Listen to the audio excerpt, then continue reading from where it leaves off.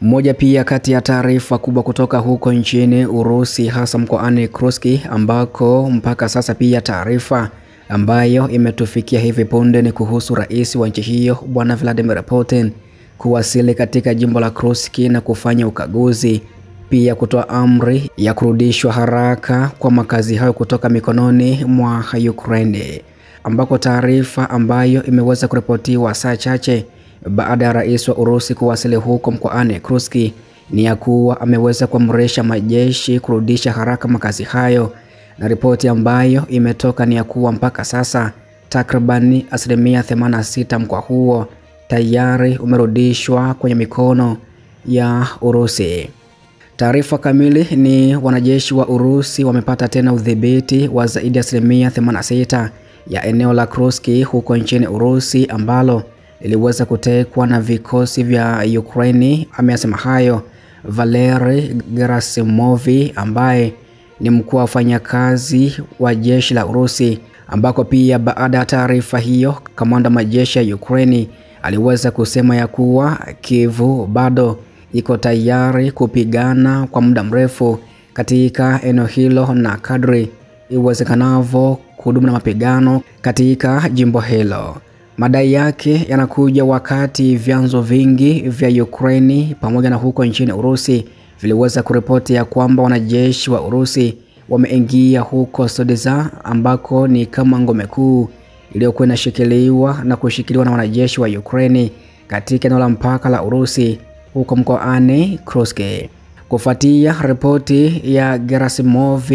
pia kamanda mkuu wa majeshi kutoka nchini Ukraine anayefahamika kama Alexander Syrsky aliweza kuthibitisha mapigano yanaendelea katika vitongoji vya Sodeza na maeneo mengine jirani katika mkoa huo, ambako Syrsky aliweza kusema ya kuwa katika hali ngumu zaidi kipaumbele chake kimekuwa na kinasalia kuokoa maisha ya askari wa Ukraine, ili kufanya hivyo vitengo vya majeshi ya ulinzi ikiwa ni lazima vinaingia kwenye nafasi nzuri zaidi. Syrsky alisema hivyo. Pia aliongeza kuwa Ukraine itashikilia ulinzi katika jimbo hilo la Kursk kwa muda mrefu iwezekanavyo na muhimu zaidi. Pia Gerasimov alisema ya kuwa vikosi vya Urusi vimeteka tena makazi takriban 24 na kilomita za mraba 259 zikiwa ni sana maili za mraba 100 za eneo la Kursk nchini humo, ambako shirika la habari la Urusi maarufu kama TASS lenyewe pia liliweza kuchapisha picha zinazodaiwa kumuonesha rais wa Urusi Bwana Vladimir Putin akitembelea kituo kimoja cha udhibiti wa wanajeshi wa Urusi katika jimbo hilo la Kursk, ambayo inadaiwa ya kuwa ni safari yake ya kwanza katika eneo hilo lililoweza kuzingirwa tangu mwanzo wa uvamizi wa Kyiv Agosti ya mwaka 2024. Putin aliweza kuamuru kurejesha udhibiti wa eneo lote la Kursk na kufikiria kuunda eneo la usalama kwenye mpaka na Ukraine. Pia kulingana na kamanda majeshi kutoka nchini Ukraine Alexander Syrsky alisema ya kuwa Urusi inatafuta kuwaondoa wanajeshi wa Ukraine kutoka eneo la Kursk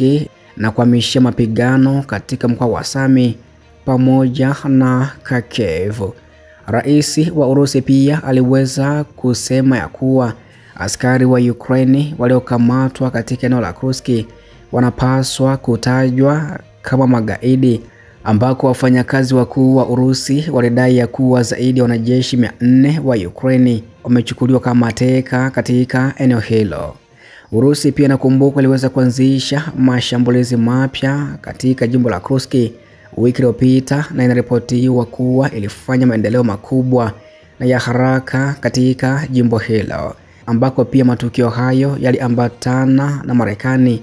kusimamisha kwa muda usaidizi wake wa kijeshi na kijasusi kwa nchi hiyo ya Ukraine.